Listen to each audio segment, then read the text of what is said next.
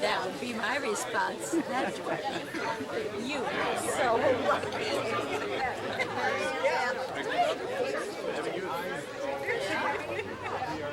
Photographer. How you doing? I'm fine. Good. My wife was wondering where I was because I had a job to do. You always do. You two are the busiest people I know. And you got the recipe. It takes a little time to make, but it's worth it. Oh, you know, so many people just thought it was so great. My daughter gave me that recipe, and she said when she makes it to take to a party, people come early because if they don't come a little early, they miss it because it's all gone. Oh, wow. But it has to have that kind of chip. I have the honor of filling in for Lisa Ganlow, if that's at all possible. I'm not sure if filling in for Lisa Ganlow says regrets and says that she's really sorry that she could not be here tonight, especially because of all the great times that she had and so much fun over the years with Al and Ruth Moran.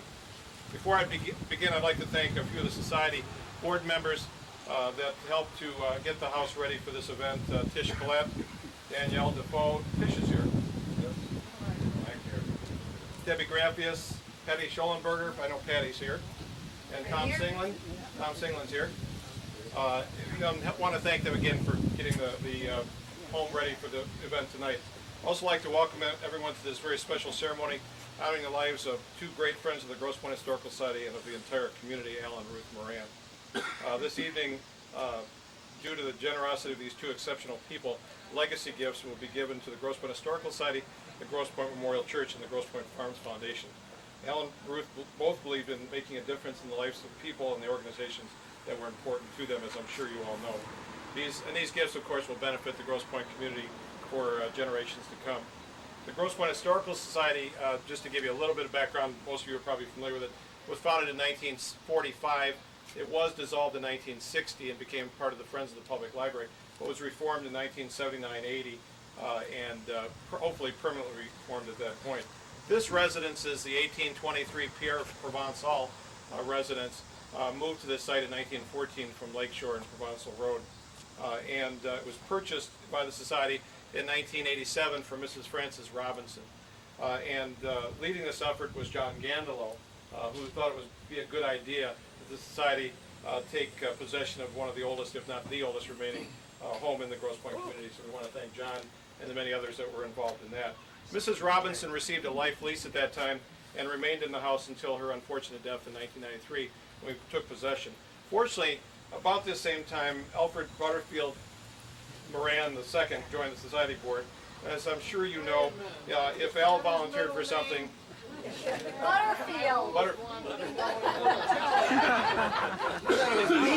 Yeah, there you go, Bino, that's right, yeah, exactly. But as I'm sure you all know, if Al volunteered for something, Ruth Schweitzer Moran was not far away.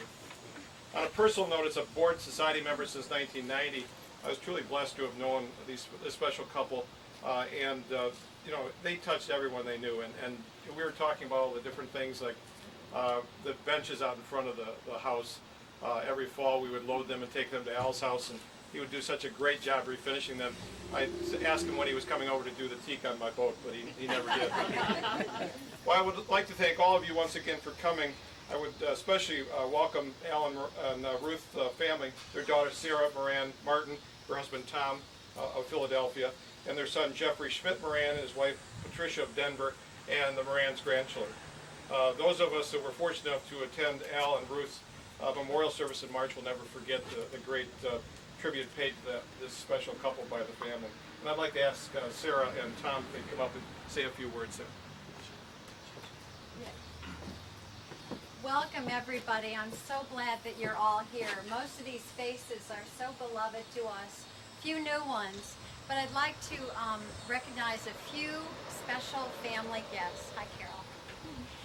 First of all, we have Ted and Jean Hammond right here, cousins of ours from up north who came all the way down here to be with us. And we have a couple of, well, 3 honorary family members. Marianne and Jim Danaher right here, my parents' best friends right here in the front, and then Lee Danaher back there. And then we have 4 of our 6 children here. Peter Martin, the tall guy, Will Martin over here, Mallory Moran, and Ellie. And Dan is in college, as is Carrie Moran. So Dan is our son. This is a pretty overwhelming day for us. We have been going through family photographs and 24 pairs of Daddy's khaki pants. And all of There's a 46 long out there. You got it made. Yeah, we're cleaning out the house because we have sold their house in Grosse Pointe, but we are holding on to their wonderful second home up on Wallen Lake near Petoskey, where my mother grew up. It's been quite an emotional day. We've laughed a lot. We've cried a little. And this is the sort of process that it is for us. My parents have left a wonderful legacy to us all, a wonderful legacy to these 3 groups that we're about to honor. And I just want to say a special something to the kids. I want you to remember something. Nani and Papa had money, and they're going to give out money. We're going to give out money today. But their greatest gift of all was the time and the energy that they gave to these organizations and others that they cared about. We know what they did for us, but they also really cared about groups and people and groups. So we all have a pretty tough road to hoe to follow in their footsteps. So thank you all for being here, and my brother. Welcome. See a lot of familiar names, haven't met you all, but in talking with my dad over the last, I guess, 10, 15 years, he has talked so fondly of working on this house. I know he really loved being here. I think grunting around, as I've said to several of you, with sandpaper and steel wool and paint, that was absolutely what he loved to do. In fact, today going through the garage and all of his tools, I saw lots of steel wool that was absolutely all ripped up, and I don't know if that was steel wool that he had over here that he brought home. He probably was trying to recycle it. Typical of my dad. He didn't need to buy any more steel wool if he had some that he could continue to use. But I know that if he wasn't at church or down at the pier swimming or here at the Provencal-Weir House, he was doing something with my mother, or trying to probably find Sarah and the boys and talk to them by phone, or to call myself or my wife and talk to his grandkids. My mom and dad just loved being here, and it's a real honor for us to be in front of you and have a few more moments to remember about them and how much they love the 3 things that will benefit from their generosity. Thank you.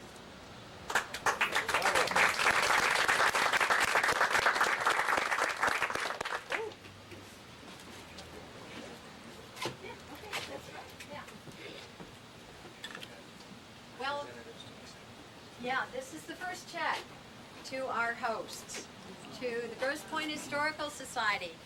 $90,477.48.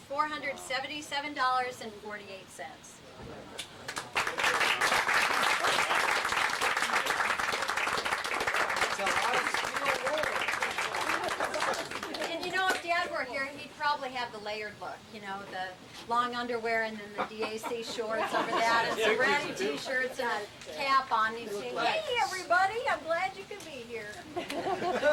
Next, I'd like to invite Carol Marks to come up from the Grosse Pointe Memorial Church to accept the second legacy gift today. And perhaps she'd like to make a few remarks. Just put that in your pocket.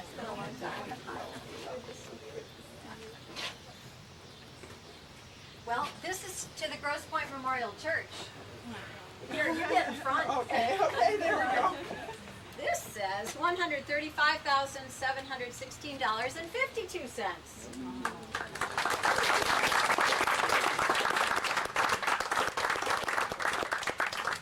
And on behalf of the church, we are so grateful. And one can never properly express thanks for people who serve the way these 2 folks have served. The passion that the 2 of them shared with the church, the way they served in such different ways, the way they made life better for us, we are so grateful. We're grateful for the love they have of their family and their precious grandchildren. I'm so glad to see you today. That's wonderful. And I would be wrong if I did not make comment about Al, the way he protected funds, took care of the church, made sure that it would be here forever for people, and this is also a sign of that. And on the other hand, his lovely, organized wife as a deacon who prepared home communion for people and made sure our folks were taken care of. Separate gifts given with love, and such a blessing to us. Thank you so much.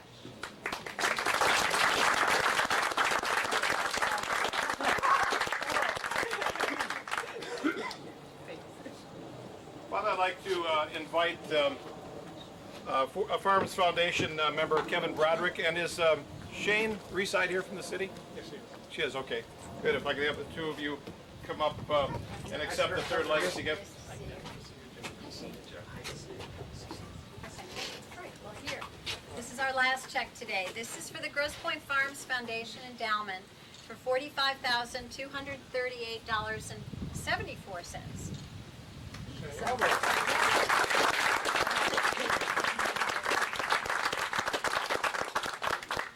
If I could just say a very brief word, I did not know Ruth and Al, but obviously we're extremely grateful, and I can't begin to thank the family at all. But we will try. There's a room that we're going to be naming in honor of Ruth and Al at the community building of Farms Park. The new one. And I think Shane is going to be trying to take some family members down afterwards to... Yes, when you have time, sometime I'd love to show it to you. Okay, that's terrific. But I was fortunate to have known Al for over 15 years, and just an incredible person, and really somebody I've always admired and respected, and obviously very bright, and was somebody who was instrumental in serving on our Grosse Pointe retirement system for several decades. But I think what most impressed all of us was just his great humanity, his enthusiasm, his optimism, and really loved the community. He loved Grosse Pointe Farms, and he would always say, "Mr. Reside, we've got a great community." And he always called me Mr. Reside even when I was 26 years old, so that was pretty neat. He's missed, and his contributions continue to live on. So. Well, surely he loved the pier. He was there every nice day in the summer swimming. Sometimes in a DAC tank suit. Mom finally had to get rid of him. Thank you so much. Thank you very much, Sarah.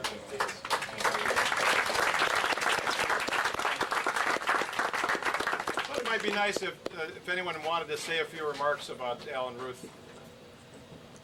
Just to comment on the checks. Please. Great as these checks are, I see true to form, none of them have been rounded up. Those of you that know the Historical Society know that there were two people that really this house, the restoration of this house and the continued maintenance on this house belongs to, and that was Al Moran and Tom Singlin. Yeah, Al was, I'm trying to say this long word, indefatigable or something like that, about tireless.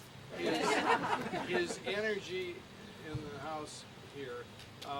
We flipped a coin and I lost. I had to do the inside. I wanted to do the outside. He won, I guess, because he loved to do the outside part. So the two of us managed those things together. And he'd call on me to help him, and I'd call on him to help him.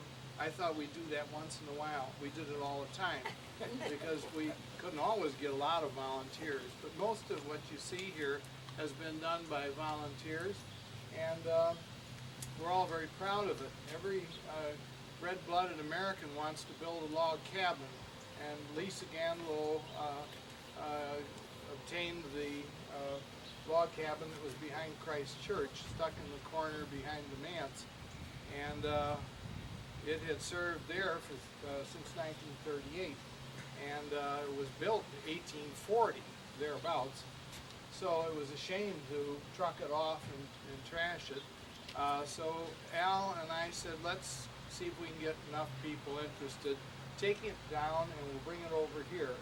We had to fight the Farms Council for a while, but they gave in and let us build it back here. We made such an improvement in this neighborhood that they're going to be grateful to us for centuries. We know that. And so we took the cabin down 7.5 hours, put it on a truck and brought it over here.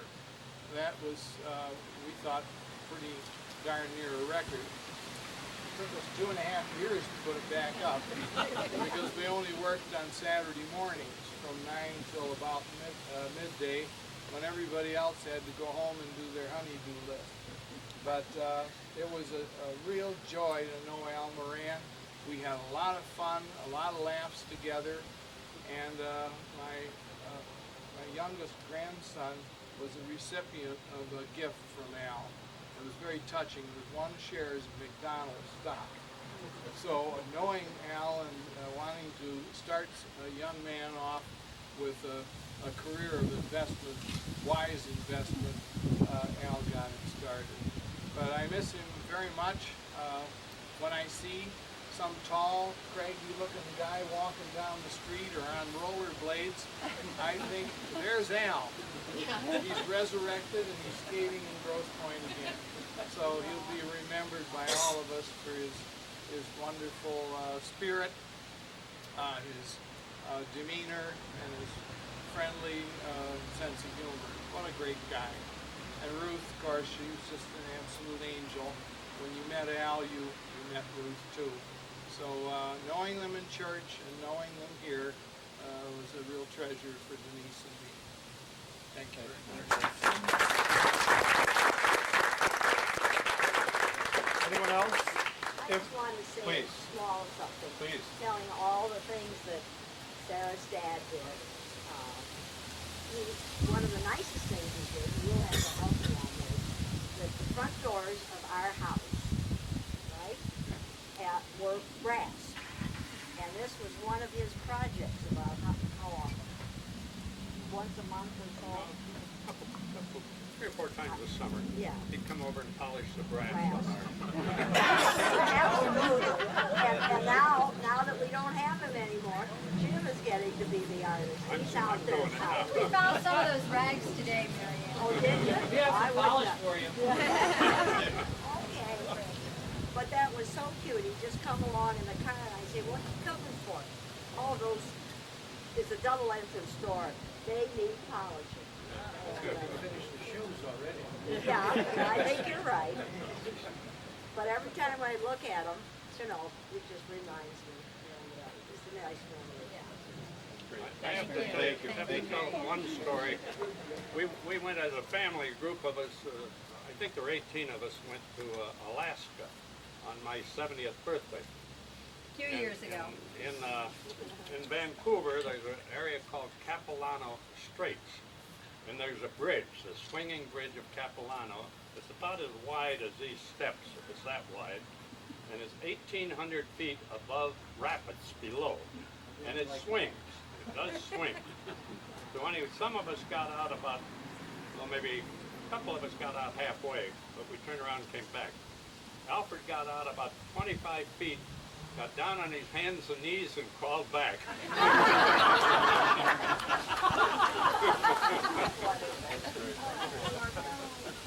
Anyone else? If I may just add something, Tom reminded me when we were taking the log cabin down, Al was amazing. I mean, right up until the last year of his life, here he was in his mid-70s, and here I was at 40 years old and huffing and puffing as we're carrying the logs, and he was just amazing physically and mentally right up to the end. He was an amazing man, and Ruth, boy, I tell you, every time you saw her, it was like you were her, her best friend. It was just incredible people. And I had the honor of taking them out to Dearborn. As some of you may know, I was president of the Dearborn Historical Society before I became president here. Although I grew up on Neff Road on the east side, I lived in Dearborn for 6 years and took them out and showed them the 1830s Commandant's Quarters, one of the 3 museums we have out there. I mentioned the $550,000 budget we had and the $15,000 we just spent on draperies for 2 rooms, and I can remember Al saying, why can't we do that in Grosse Pointe? And I hope that we can all use the lives of these exceptional people to be an example of how we can leave a living and after our lives legacy to our communities, to the organizations that are important to us, whether it be Grosse Pointes or if you're from Petoskey or from wherever up north or anywhere else. We will miss them very much, especially in the society. And again, I want to thank you all for coming. Hope you'll come back in and have some more refreshments and stay a little longer. Thank you. Thank you.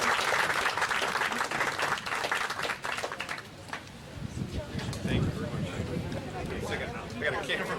Got a camera, and video camera. I can't do any of this stuff, can I? You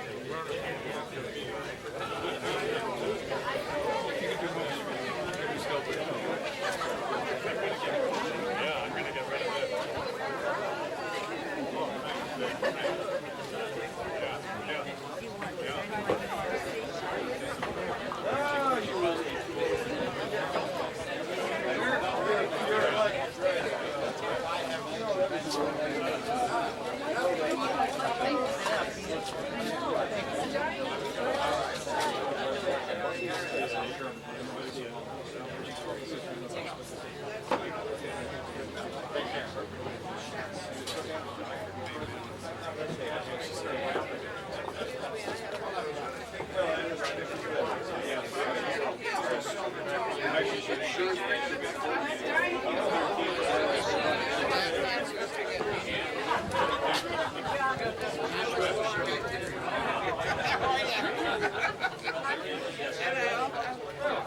Shut that off. Swing it around.